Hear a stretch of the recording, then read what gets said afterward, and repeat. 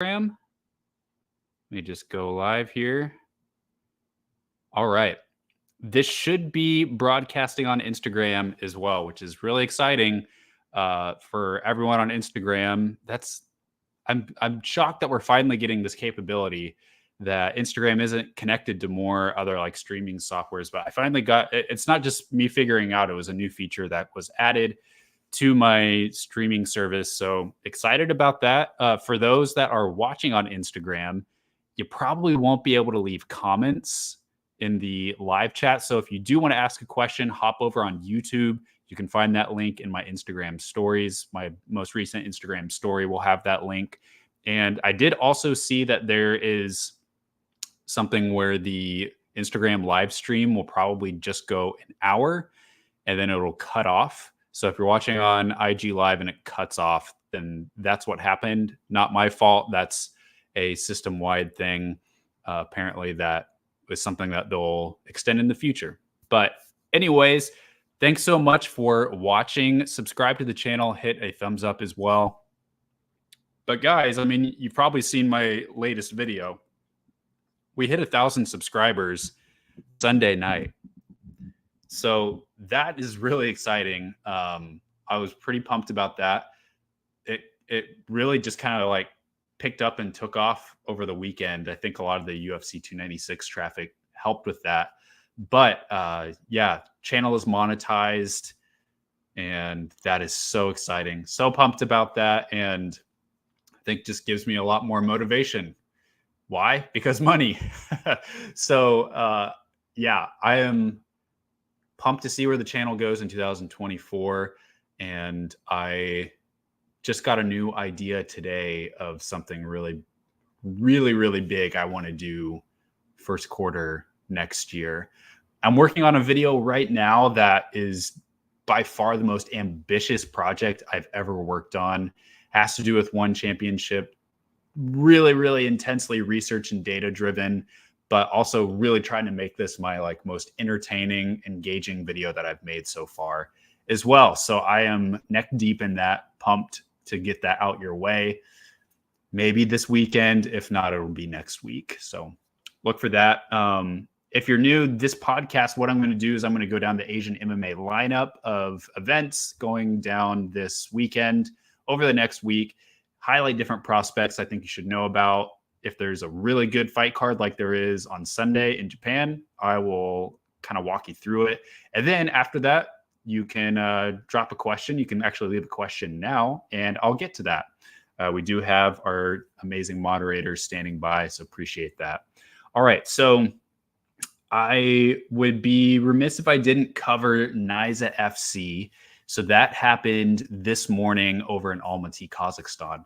That was a pretty, I mean, Naiza is just one of the most impressive organizations around the world in terms of regional MMA for a lot of reasons, but you don't have to look any farther than this card. Naiza FC 56 that went down from the Almaty Arena today in Kazakhstan. So lots of really top shelf prospects out of Kazakhstan, which is already a really talent-rich region. And then they also bring in more and more foreign fighters to put up against the Kazakh fighters. And they usually get really good fighters from different countries for that. The results for that event, you can find those on my Instagram. If my website was live, which it will be in about 2 weeks' time, then you could find the results on there as well. But basically, the Kazakh fighters looked great. Talking about kind of the key fights. Fanil Rafikov beating Rafael Limburger.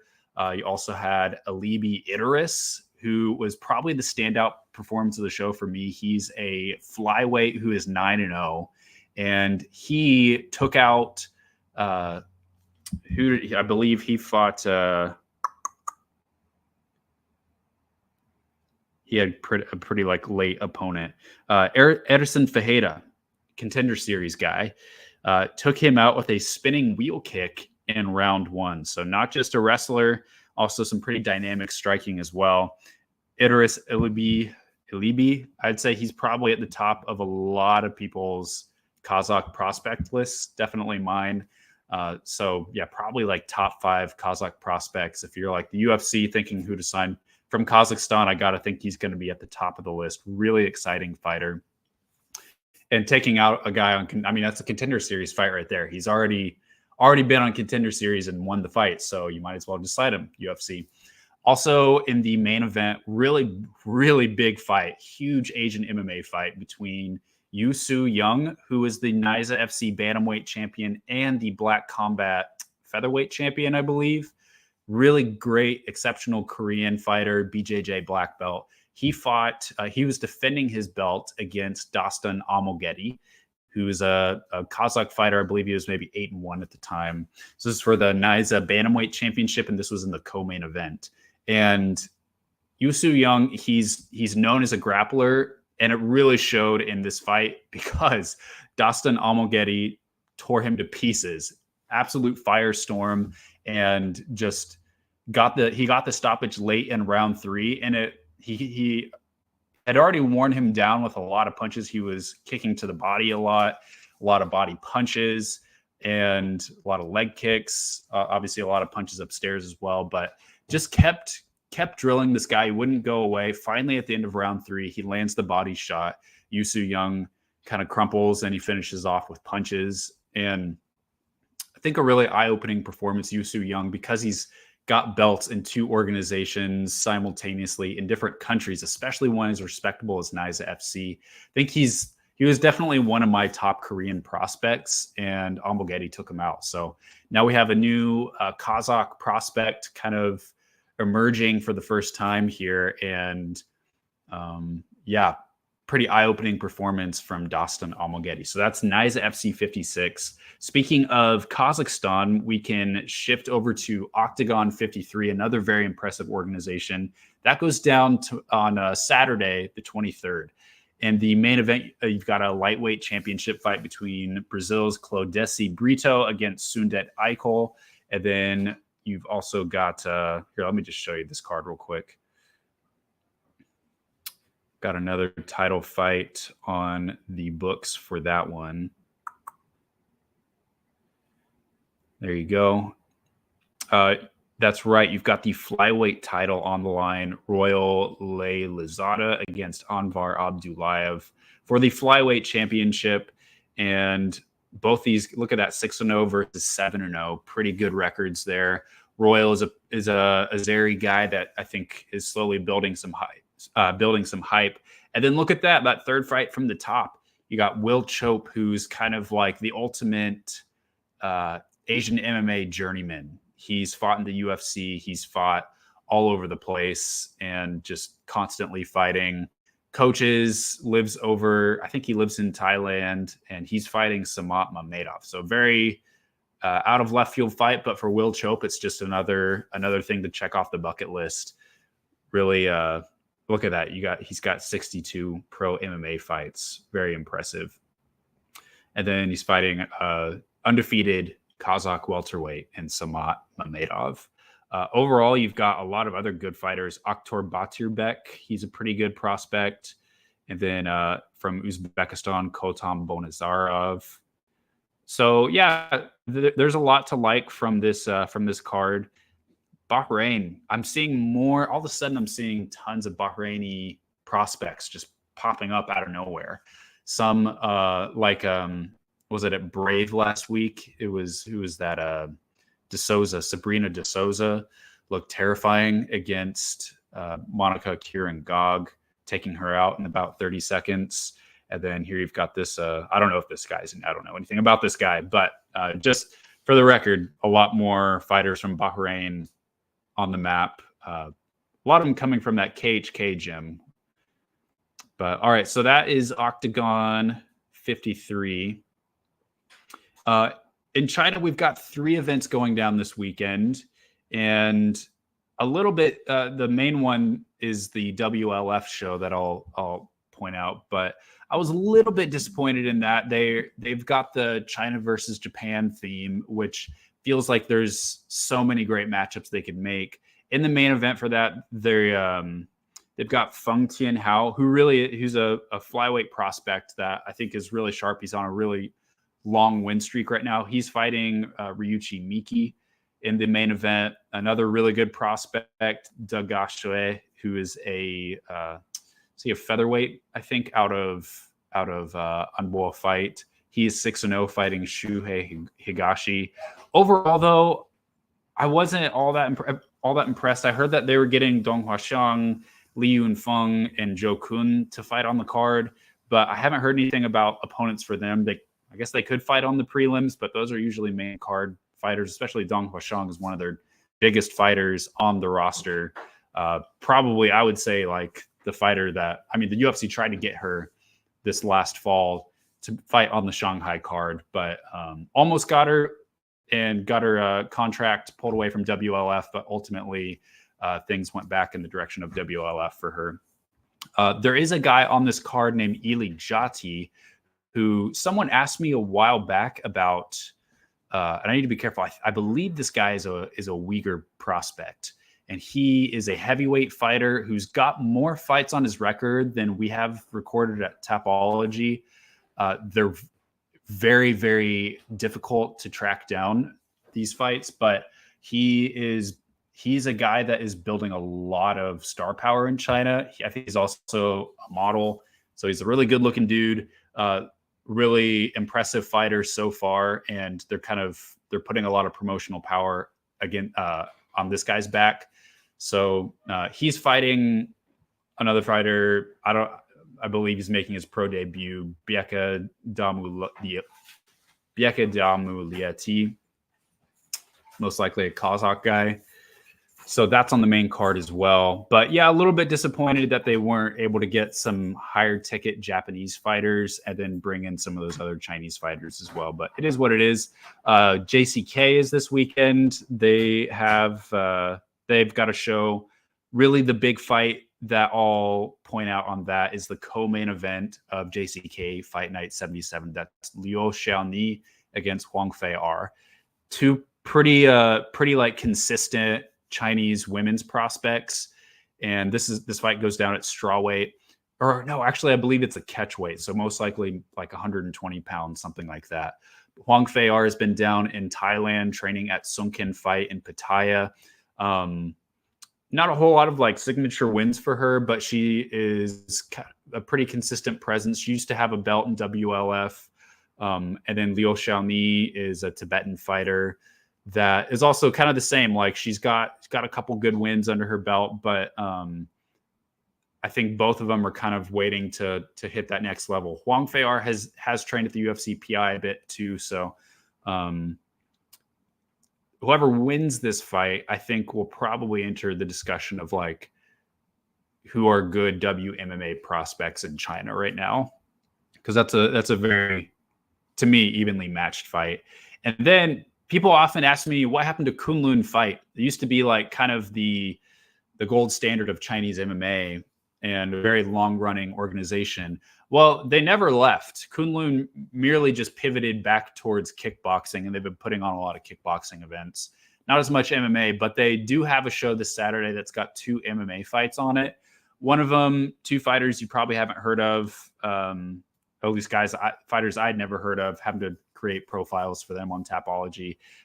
But you do have Ding Meng, who is a longtime JCK fighter, really exciting guy, very experienced, fights out of Xi'an in Shanxi province. He is on the card against Husala, who's a Kazakh fighter that is also really experienced, fought everywhere in China as well. So Kunlun, at least they've got 2 fights of MMA this weekend, so that's cool.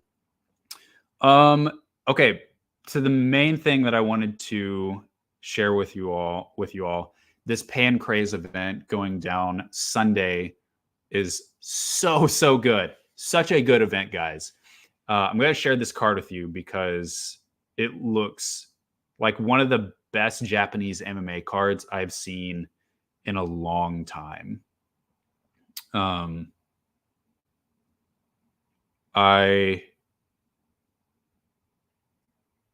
Okay, there we go.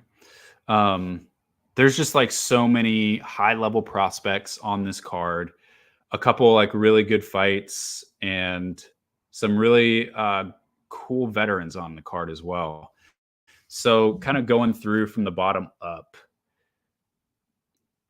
Shogo Sato, Shinta or Genta Shindo. Could be something in the future. Look at you've got this card or this fight right here, Toki Matsui, who he's one to watch from Japan. He's 24 years old, a 6-0 flyweight, pretty good wins as well. We always talk about young up and coming prospects from Japan that have yet to fight on the big stage. This is definitely one of them. Toki Matsui. He's fighting. At first, I was like, "Who's this jabroni from Tajikistan?" It's just 1-0 with the headband over here. Muhammad Hidanov from Japan. He apparently is really successful, had a lot of success in IMMAF. So he's a pretty big prospect coming out of that. Otherwise, I'd be like, this is a kind of a weird fight. But the record, that 1-0 record, I don't think really shows his full ability. That is an interesting fight. Then you've got Zhenny Huang, who is a pretty key fighter from Taiwan. Not a whole lot of like standout fighters from Taiwan over the years. Shout out to Kai Wu, by the way, who is Taiwanese. But Zhenny Huang fought her ass off with one championship and didn't ultimately get a lot of wins there. But she is kind of restarting a win streak herself. She trains out of Japan, out of the AACC club there in I'm not sure where that is, but she's on this card and she is fighting Satomi Takano, which should be a great fight. And yeah, kind of rebuilding a nice win streak. She's unbeaten, I think, in her last 3 fights. And then you've also got Mei Yamaguchi there, Japanese MMA royalty there, fighting Sayako Fujita. Yamaguchi hasn't won a fight since 2019. Of course, she's always in a lot of tough fights. But I expect her to get this win over Sayako Fujita to get her back in the win column. But yeah, great fighter there. And Yamaguchi, Yuitu Yanagawa, he's a pretty good prospect, 24 years old. 4-0 featherweight, 23 years old. Got Naoki Hirata, who is Itsuki Hirata's brother. He trains out of Longo Weidman in Newark City. Kim Sang-won from Road to UFC, fighting a one championship veteran in Ryogo Takahashi. And then you've got 3 title fights to top off the card. Seichiro Ito fighting for this interim flyweight championship. He really is a pretty good flyweight prospect out of Japan. His 4 losses come to pretty good fighters, like Manel Kopp is one of those. He's got a good record. He's 30 years old, and winning this belt, I believe, is going to extend he's got a pretty nice win streak right now. Let me just show you his profile here. So his win streak currently, take off the grappling fights, 4-fight win streak, all finishes within the first 2 rounds, fighting Naoki Arikawa. So yeah, you see his losses there. Makoto Shinru, Manel Kopp, fought for Ryzen a few times. So yeah, pretty good fight there in that flyweight interim title fight. And then the top 2 fights, you've got top 2 fights, you've got Tokitaka Nakanishi, who is a pretty good prospect fighting for the vacant bantamweight title, fighting against Yasuhiro Kawamura. And then main event, you've got Genpei Hayashi, the welterweight king of Pancrase. He is defending his belt against Ruichiro Sumimura. So 2 guys that are a little bit older there. But overall, man, just top to bottom, this Pancrase card, insane. So many good prospects, some even from outside of Japan fighting on the card, and looking forward to it very much. All right. Other news. What else we got going on in Asia? What other news has been announced this week? Well, let me see. Not a whole lot going on in the, things are slower this time of year. I think on all fronts. Fortunately, there's still some Asian MMA stuff going on. Saw Rinya Nakamura had a fight announced against Brady Highstand for UFC 298. Song Yadong versus Peter Yan, finally official. and announced for UFC 299 in Miami in March. So 2 pretty big fights with Asian fighters. And then, of course, you had Shavkat Rakhmonov fighting last weekend at UFC 296. Overall, the fight played out similar. I would say the way I expected the fight to play out. Shavkat, like, he advanced and fought for that clinch much more aggressively than I expected, which honestly is like pretty smart. I think there's like really no point in fighting Stephen Thompson at range in that fight. But ultimately, Shavkat, they kind of nullified each other because Stephen Thompson really is pretty good in the clinch and pretty good at stopping the takedown, at least in like an upper body kind of way. I predicted Stephen Thompson to win by decision. I thought he was maybe going to be able to keep range a little bit better or disengage from the clinch a little bit more. But I underestimated Shavkat Rakhmonov's ability to aggressively pursue and keep the clinch. But he had that ankle injury, but overall, I mean, he submitted a guy that's only been finished once in his whole pro career, and he's 40 years old. He's fought in the UFC for a long time against a lot of amazing fighters. So really impressive for Shavkat. Do I think that he's next for the UFC belt? I don't. I think that he could, and I wouldn't be.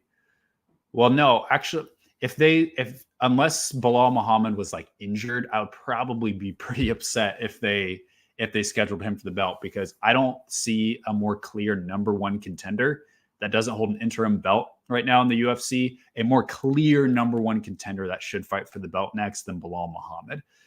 So if Shavkat's fighting for the belt, something is seriously wrong with the system, or Bilal is injured or something.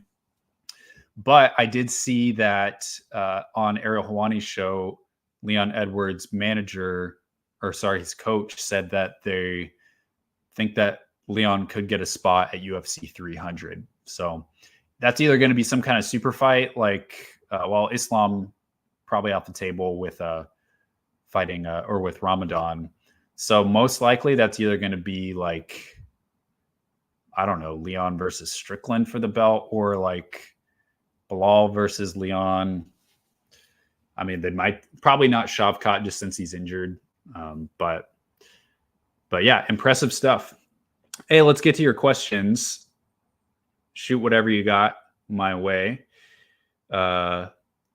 Steven, glad to have you on here. Is Leon top 3 pound for pound?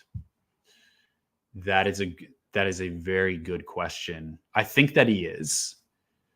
I think having 2 wins over Kamaru Usman and having a win over Colby Covington are pretty high quality wins to have in a row. Not to mention he's got a pretty long win streak. So I think he is. I saw a lot of outlets putting him past John Jones. And again, like, depending on how you see pound for pound, if you're using a lot more like data and comparing like, what have you done for me lately, then I definitely agree with that. John Jones, it's like weird because John Jones, for me, he is probably the best fighter to ever live, but I don't know if I would put him number 1 in my current pound for pound rankings. I know that doesn't totally make sense, but it's like, if you were like actively competing, fighting high quality opponents, then I would have you at number 1. But the thing is like, John Jones has hardly fought over the last couple of years. He beat Cyril Gane, who was ranked number 1 at the time earlier this year. But he just has not done enough over the last 3-4 years to really warrant him like defending that spot at the top. And meanwhile, Islam Makhachev, who's my number 1, is up there. Volkanovski, probably number 2 for me. And then Leon Edwards would be my top 3. And then I put John Jones at number 4. Yeah, I mean, although Alex Bejeda is definitely up there too. Yeah, I think, I don't know. I mean, does that make sense? Like, to say like I feel like John Jones is the best fighter, but I wouldn't rank him as number one. I guess that's saying the way that I see pound for pound is not merely just a judgment of skill, which when I say John Jones is the best fighter in the world ever to fight MMA, I'm saying that from a mere like skill level and what his capabilities are, but that doesn't necessarily mean that he's got the resume to get them there. If that makes any sense. Keep killing it. Hoping to be monetized. Hey, thank you so much. Yeah. You'll get there. You just keep leaning into it, man. Like you just keep, I just, every video, I try to just like make things 1 degree better. I try to just like up things just a little bit. Listen to your audience, but also just like follow what makes you passionate, and you will get there. Absolutely, you'll get there. Congrats on the 1,000 subs. Made it to monetization. Thank you so much. Can you explain how the Road UFC card will work on UFC Vegas? Probably meant Vegas 85. Who even knows? Are they going to air that as a separate card on the same day? So what that is going to be like is the UFC card is going to go down like normal. And then at 9:30 p.m. So let me back up. The main card for the UFC card starts at 4 p.m. local time. And I'm guessing that's going to go until about 7:30 or so. And then the Road to UFC card is going to start at 9:30. So probably like an hour and a half to 2 hours of a gap. That's 9:30 Pacific time or local time.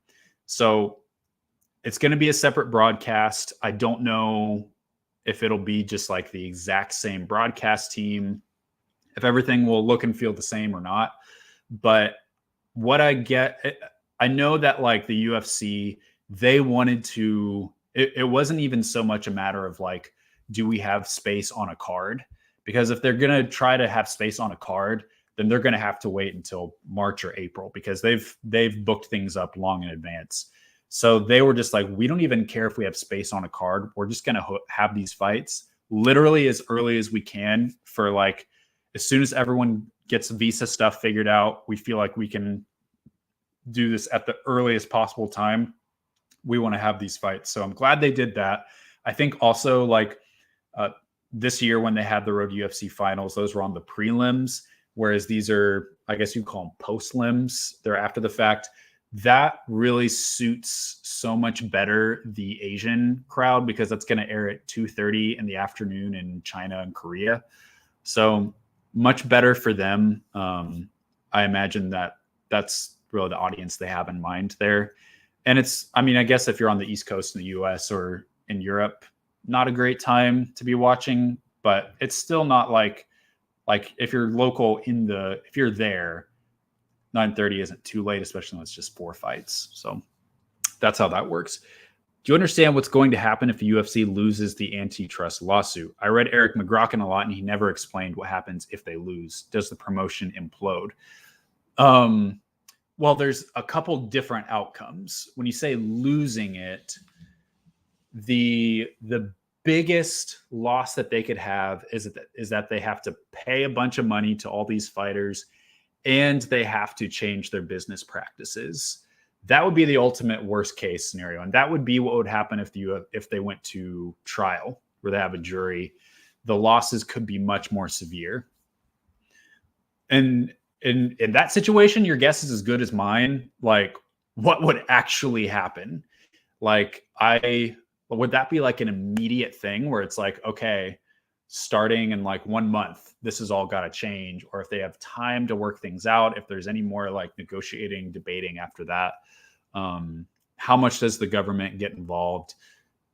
Otherwise, that I either don't know, or no one, like we don't know what could happen. What I think is probably like 80-85% more likely is that the UFC will settle with the plaintiffs, because if it goes to trial, I don't know that they have a super strong case to win the trial, and their losses are going to be way more. So I think the UFC would probably just I think settling is the safest option for them. It's going to be a lot of money, but I think it will ultimately cost them way more if it goes to trial. So I think they're going to settle, and I don't think that they're going to have to change their business practices, although what's to stop another lawsuit from popping up? So probably if they settle, they could try to like alter their own business on their own to try to prevent a future lawsuit from happening. I am obviously not an expert in law, or else I would be sitting in a much nicer house than this. But that is what I expect will happen. The UFC wants the least eventful outcome, and they probably don't want to just go toe-to-toe in a trial. I don't know. It's my 2 cents. Am I willing to pay the $40 for one Friday night fights? Why do you think they made this a pay-per-view? I would have loved to have watched it if it wasn't. Well, there you go. I mean, I think a lot of people would love to watch it. I don't know what it is, but I feel like One Championship and PFL, they overprice their pay-per-views. There's no Ryzen, for example, it's usually like what, $20, $30 for a pay-per-view, a little bit more. Like that's still like, okay, yeah, I would do that. But yeah, once you get into like $40, my question is, do they have some research showing them like, hey, the card is obviously very much targeted towards a Thai market. So do they feel like the Thai fans are going to shell out that much money? That feels like a lot to me in the US. And granted, like I don't like feel the value of this card because I'm not really into kickboxing and Muay Thai, which that's all the card is.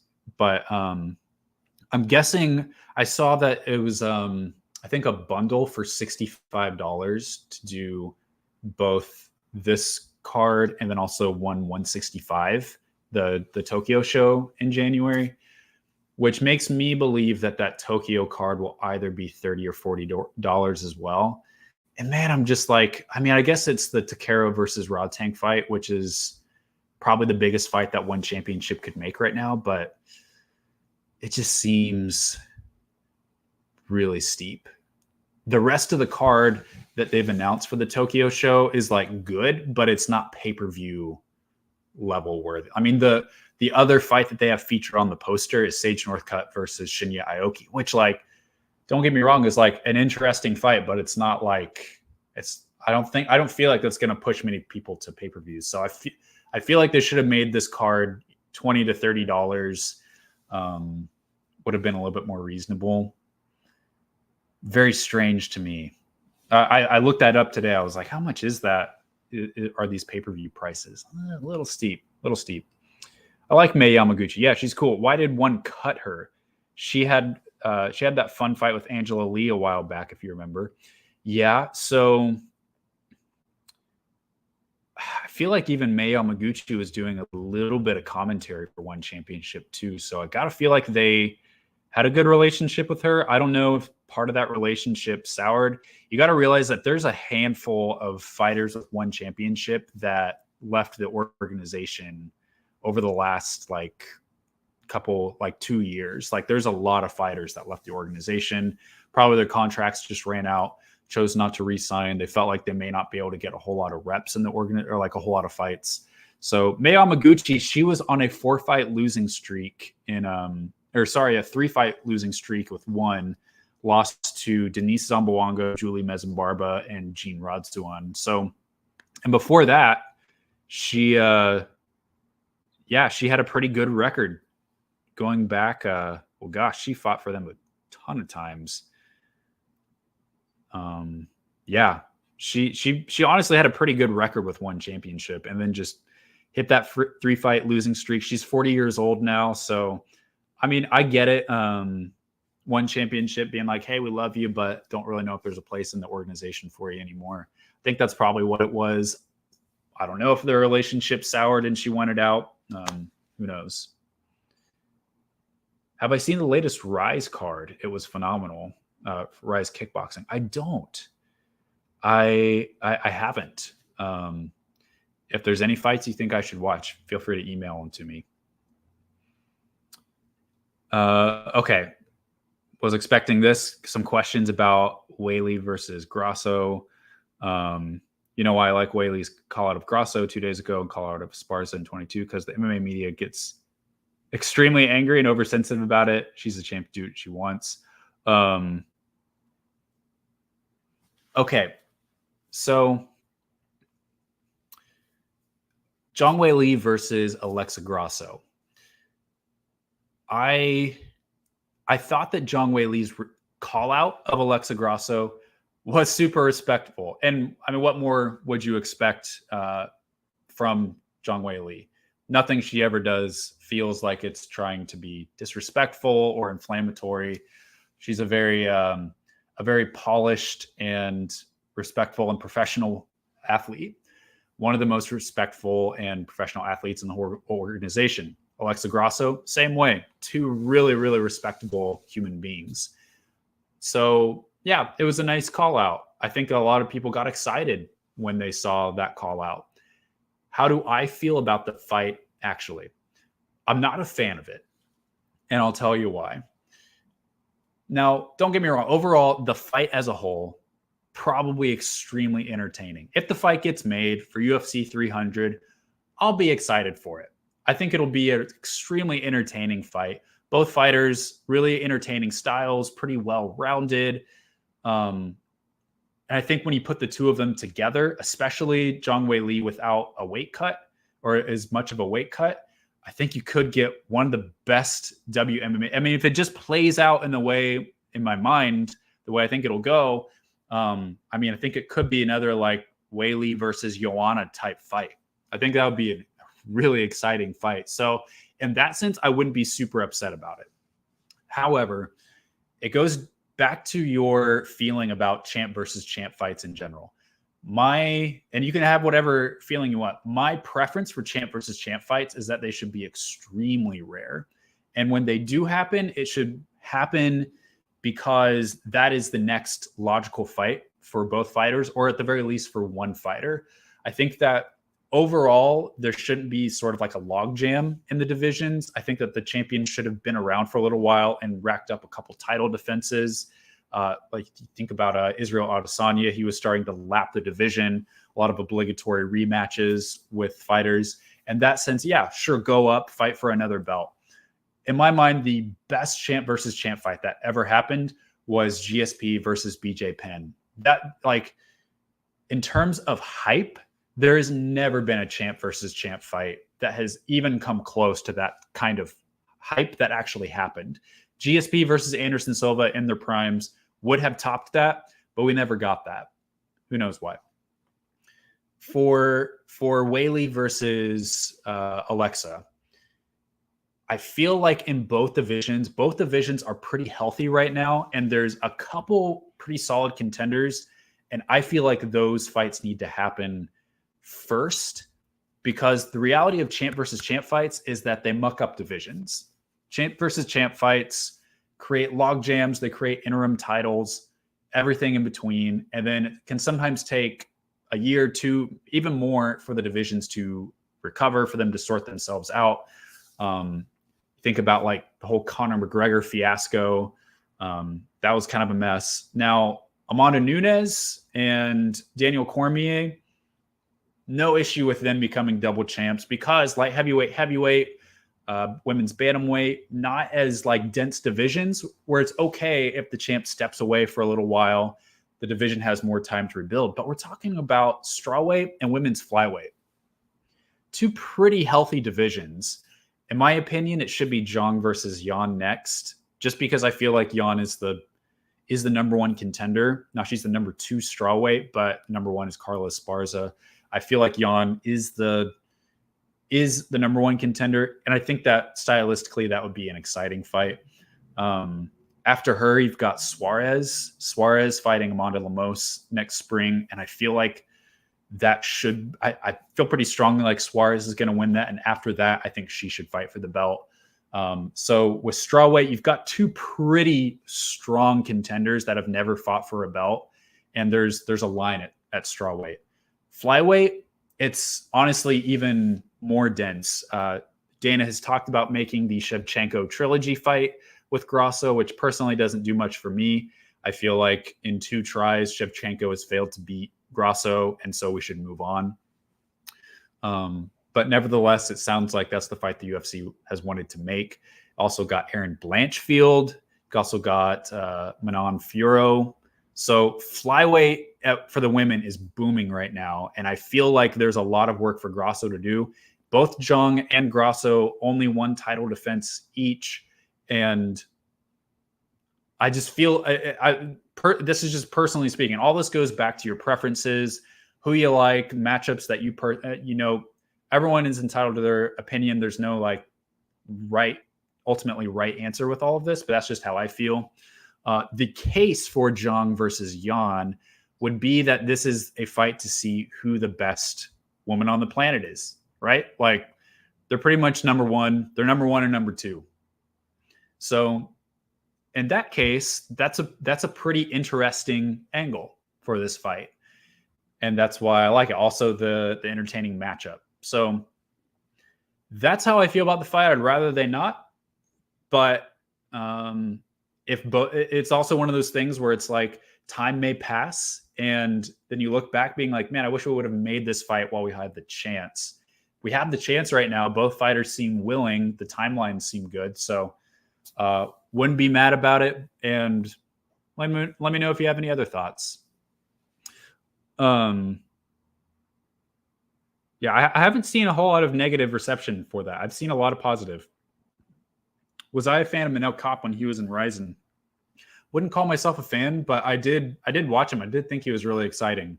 I would love to see a Manel Kopp title run in the UFC. That would be so cool. You know, when you're talking about like Alexandre Pantoja, I don't really know. Like he hasn't been the champ for very long, but it's almost like he's already fought so many of the top flyweights. He's already beat Manel Kopp. He has a decision win over that a couple years ago. So I feel like you know, the Moreno Albazi fight's going to determine the number 1 contender, especially if Albazi wins. But for Kopp, I believe he's fighting Mateus Nicolau in January. Or am I wrong in saying Nicolau dropped out of that fight? Let me see. I don't know. I think that fight is still on. Maybe I'm imagining things. But yeah, maybe that fight and then one more win would give him a tie. I would love to see. He's so fun. Such a fun fighter. So 4 out of 5 2022 alum already made their debut from what you've seen so far. Who's had the most impressive debut? So Jekka won. Anshul lost his. Kazama lost his. Nakamura won his. He's got his next fight booked. Park won his a few weeks ago. Is that everybody? Featherweight was Lee Jung Young, who has a fight scheduled for a February 4th, same day as the Road to UFC finals. Yeah, so I would say Nakamura, followed very closely by Park. It seemed like when Nakamura fought, he's turned heads in every single fight.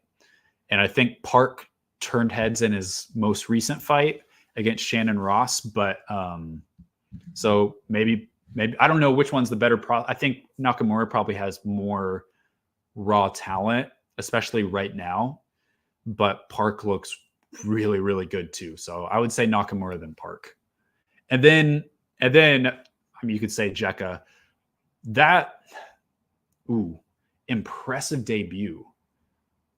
That was the most surprising, and Jekka fought the highest quality of opponent out of everybody. So, there's an argument there as well. Nakamura, I guess I ranked him on who am I highest on as total prospects. I think Nakamura. The Arena Aldana of making Queiroz look like Edson Barboza. Any news on UFC Singapore or UFC China? None yet. I don't think so. I don't know when the UFC's next trip to Asia is going to be. I'd be surprised if they made it to China before summer, personally speaking. What's your opinion on Aaron Bronstetter? He seems like an incredibly stand-up journalist. Yeah, he's one of the guys that I look up to. I mean, he feel like he never misses. He's the gold standard of professionalism. Absolutely. I am a huge fan of Aaron Bronstetter. I mean, he's the guy for Canada for sure. Such a great interviewer as well. Such a great interviewer. What do you think of Chael Sonnen not wanting the money from the antitrust lawsuit? I didn't hear that. That is very Chael. I mean, I don't think Chael needs any money. He's made a lot of money. Yeah, one of these days I'm hoping to meet Chael. There's a guy that is a regular at the coffee shop that my wife manages that's like really good friends with Chael. Because, I live in Portland. Chael just lives like 15 minutes away in Westland. I would love to meet him. He's just like one of the most interesting. He's like the most interesting man when it comes to MMA. That's funny though. That doesn't surprise me about Chael. I don't feel like Chael's the first guy to be like pro-union, like break up the monopoly with antitrust. Doesn't seem like that kind of guy. I know the UFC is terrible at promoting their biggest star, which would be who? But it wouldn't be the best business move to have Zhang Weili headline in Singapore. Oh, wouldn't it be the best move to have Zhang Weili headline in Singapore? It's an hour away from Bongtao and people travel to see her. Well, yeah. I mean, they had her co-main last time they were in Singapore. So depends on the fight. I think if it was against either, Jan or Suarez, I think you could definitely make that a main event fight. Honestly, you might be right. I think John could probably headline any card there. The thing is if it's on pay-per-view or a fight night card. If it's a pay-per-view, I don't know if she's quite reached that level to where the UFC could confidently sell a lot of pay-per-views unless the matchup was just perfect. If they did Zhang versus Grasso in Singapore, then they could probably make that a main event for a pay-per-view. Otherwise, it'd probably be a fight night card or a co-main event on pay-per-view. Takari versus Rodtang fight. Are you excited for that? I would honestly pay for that, like Takari versus Tension. I mean, yeah. You know me, like I don't follow kickboxing, Muay Thai as much, and so I don't have like a huge personal attachment. But I'll probably try and watch that card, and I'll be excited for it. I'm not gonna like lay awake at night thinking about it, but I mean, yeah, it'll be an exciting fight, and I'll watch it for sure. So in that sense, yeah. And I think any fight that lots and lots of fans are excited for, like that one, is good for the sport. Obviously good for one championship. So I think they could sell quite a few I don't know. Yeah, I don't know what their pay-per-view sales would be like for that, but probably pretty good. I think better than the card tomorrow in Bangkok. I looked at the one card this Friday, and there are no MMA fights. Right. Don't you think if one just focused on 4 outs Muay Thai and kickboxing, they would actually bring eyes to the fans? Yes, I do. And personally, I think that that's what one should do. Is they should make their world the striking arts. The door is wide open for one championship to just consume that whole market, and they already have when it comes to MMA, they just don't have the top talent in the world. They've got 4 or 5 guys. I mean, Christian Lee, Anatoly Malikin, Demetrius Johnson, obviously, but don't know how much more he'll fight. Rainier de Ritter, Xiong Nan, Stamp Fairtex. Like they've got a handful of like world-class, amazing fighters. I think would probably be ranked in their respective UFC divisions, but they just don't have it in grappling. I'm also just like, is this really moving the needle for you all? Like, is this really what you need to be focusing on? I'm not really sure. I would love to see them break away and just put all their chips into the 4-ounce Muay Thai and kickboxing basket. I think they could become something huge fairly quickly if they did that. Too many hands and too many pots, too many eggs and too many baskets, whatever metaphor you want to use. I mean, yeah, talking about Jan as a matchup for Weili, I'm not necessarily notice I didn't make a pick there. I'm only saying like that's the fight to make. If not her, then like what's the fight to make? If you're matchmaking for Weili, then who do you choose? I'm not necessarily saying who I side. I would side with Weili as well, but that is the fight to make, in my opinion. Whether or not, however you think the fight will go, there's no other clear contender, and even Tatiana Suarez is booked up against Amanda Lemos. So there's nobody else that is as immediately deserves a title shot as Jan. She's ranked number 2. Like I said, Carla number 1. So yeah, that's how I feel about it. I mean, let me just even pull up the rankings real quick to see what the queue is like at women's strawweight, because I know this division used to be like such an amazing division that was so stacked. I think that's changed a little bit. I don't think it's as strong as it used to be. Carla is on hiatus with pregnancy. Rose moved up to flyweight for who knows how long. Don't really know what her plans are. And then Joanna retired. Doesn't look like she's ever going to come back. Got Jessica Andrade, but she is pretty far from a title shot. Mackenzie Dern had a really bad loss recently. Marina Rodriguez, probably not going to fight for a title anytime soon. Amanda Ribas, a couple fights away. Yeah, I mean, and that's your top 10 at strawweight. You also got a Luana Pinheiro, but that's strawweight for you. And then the rest of the top 15, Tabitha Ricci, Angela Hill, Karolina Kowalkiewicz, and Michelle Watterson.